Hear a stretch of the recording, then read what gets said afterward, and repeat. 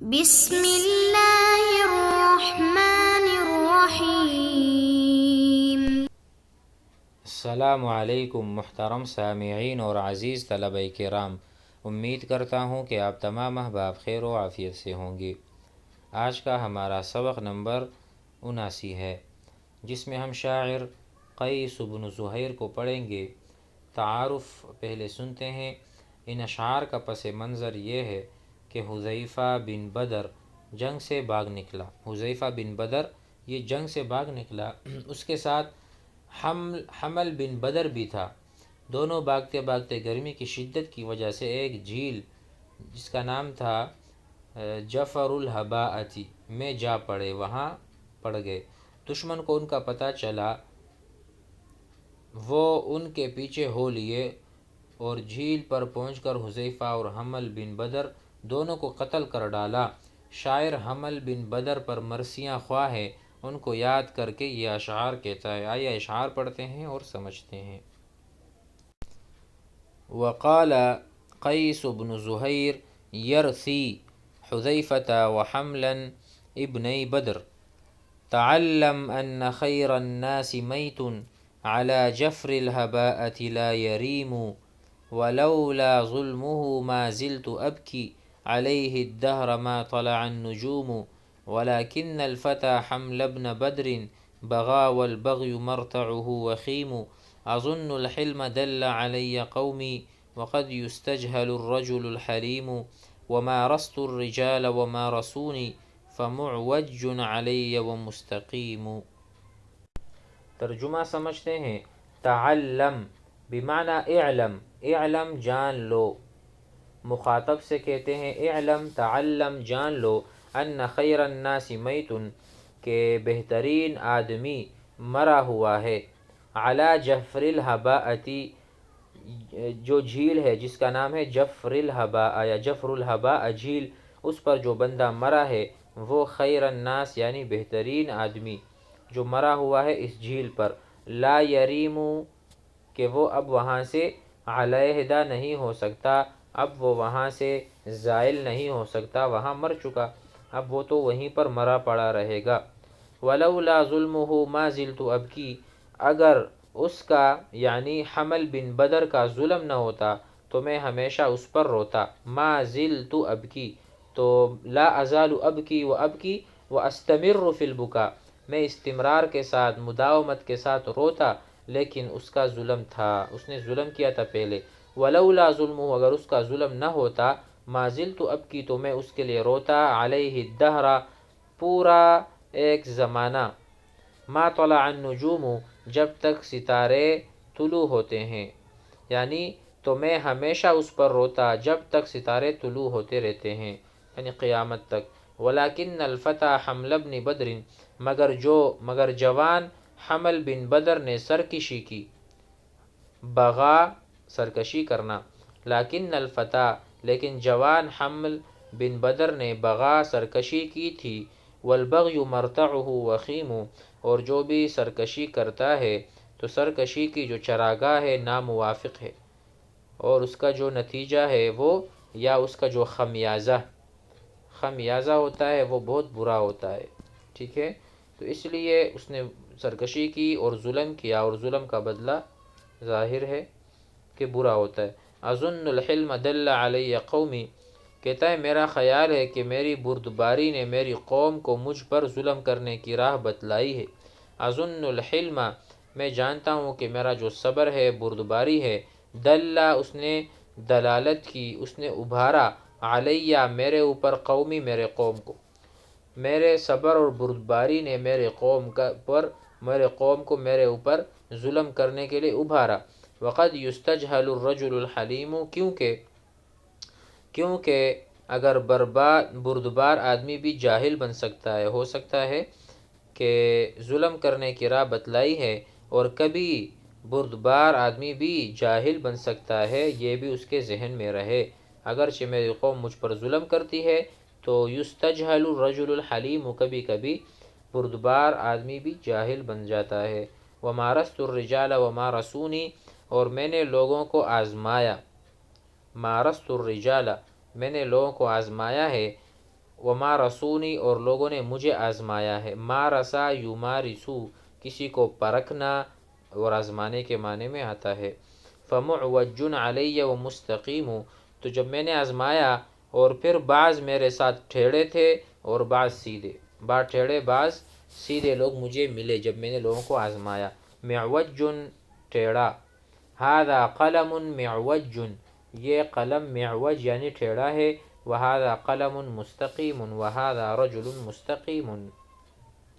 آگے پڑھتے ہیں۔ وقال مساور ابن ہند، مساور ابن ہند، سائل تمیما هل وفیت فإننی اعددت مکرمتی لیوم السباب، وأخذت جار بني سلامة عنوة فدفعت ربقته إلى عتاب، وجلبته من أهل أبغة طائعا حتى تحكم فيه أهل إراب، قتلوا ابن أختهم وجار بيوتهم من حينهم وسفاهة الألباب، غدرت جذيمة غير أني لم أكن أبدا لأولف غدرة أثوابي، وإذا فعلتم ذلكم لم تتركوا أحدا يذب لكم عن الأحساب۔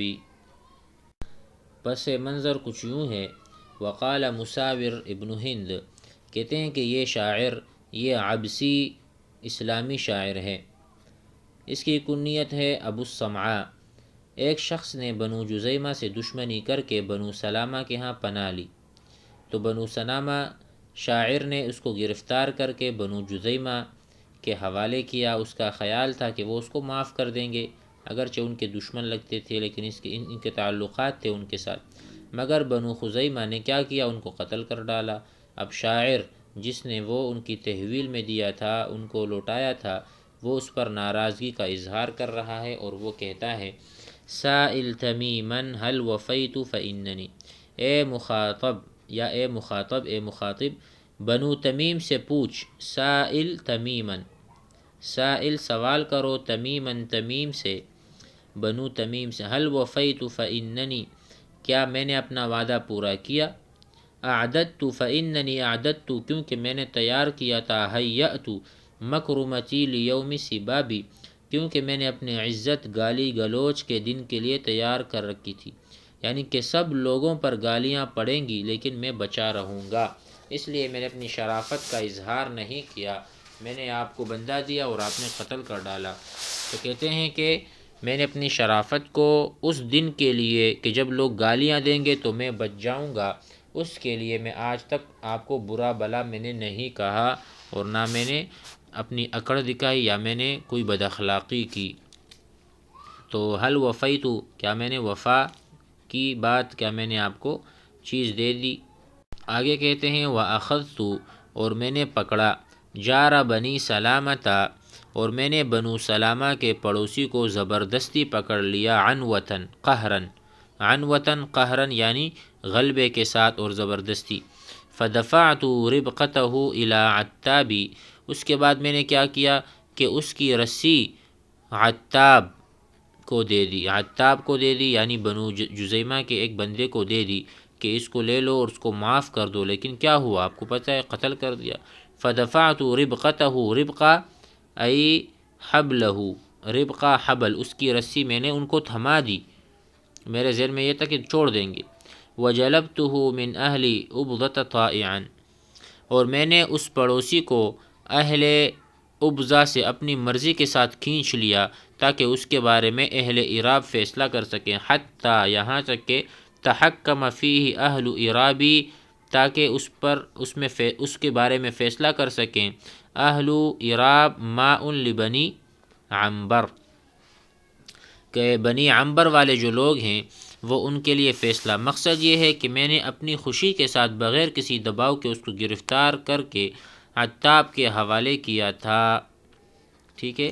قتلوا ابن اختہم وجار بیوتہم، تو ابھی کیا ہوا اس کے بعد کہ انہوں نے اپنے بھانجے اور پڑوسی کو قتل کیا، قتلوا ابن اختہم بھانجے کو، ابن اخت بہن کے بیٹے کو قتل کیا انہوں نے، ٹھیک ہے۔ وجار بیوتہم، اور اپنے گھر کے قریب کا پڑوسی تھا ان کا، ٹھیک ہے. من حینہم نفس الوقت وصفاحت الالباب، کہتے ہیں کہ اپنی تباہی اور بے وقوفی کی وجہ سے، من حینہم اپنے ہلاکت، وصفاحت الالباب اور کم عقلی کی وجہ سے انہوں نے ان کو قتل کر ڈالا. غدرت جزیمۃ غیر انی لم اکن ابدا، جزیمہ نے دھوکہ کیا. غدرت غدر کرنا، طیب غدر کہتے ہیں فلان غدرا، فلاں آدمی نے دھوکہ کیا. غدرت جزیمۃ، جزیمہ نے دھوکہ کیا، اپنے پڑوسی کو مار ڈالا. غیر انی لم اکن ابدا، لیکن میں ایسا نہیں ہوں کہ غداری کے ساتھ اپنے کپڑوں کو مانوس بناؤں. لأولف غدرت اثوابی، یعنی کہ غداری اور اس قسم کے رذیل حرکت میری عادت نہیں ہے کہ میں کروں. لم اکن ابدا، میں ہمیشہ سے نہیں کرتا. لأولفا، کہ میں، اولف کہتے ہیں مانوس ہونا. ایلاف قریش آپ نے پڑھا ہے، تو لأولف غدرتن اثوابی، کہ میں اپنے کپڑوں میں اپنے دھوکے کو چھپاؤں، میں ایسا بالکل بھی نہیں ہوں. وَإِذَا فَعَلْتُمْ ذَلِكُمْ لَمْ تَتْرُكُوا، اب جب تم نے ایسا کیا اے جزیمہ، جب تم ایسا کرو گے یعنی عہد شکنی کرو گے تو کسی کو ایسا نہیں چھوڑو گے کہ وہ تمہاری شرافتوں اور حسب کا دفاع کرے، یعنی اگر غداری کرو گے تو پھر تمہارا کوئی مددگار نہ ہوگا. وَإِذَا فَعَلْتُمْ ذَلِكُمْ لَمْ تُتْرَكُوا، تمہارے ساتھ کوئی بھی نہیں ہوگا. أَحَدًا يَذُبُّ لَكُمْ، تمہارے لیے دفاع کرے گا، تمہارے ساتھ کھڑا رہے گا. عن الاحساب، تمہارے حسب نسب کا دفاع کرے گا، بلکہ جب تم ظلم کرو گے تو لوگ تمہارا ساتھ پھر نہیں دیں گے. امید ہے کہ آج کا سبق بھی سمجھ میں آ گیا ہوگا. والسلام علیکم.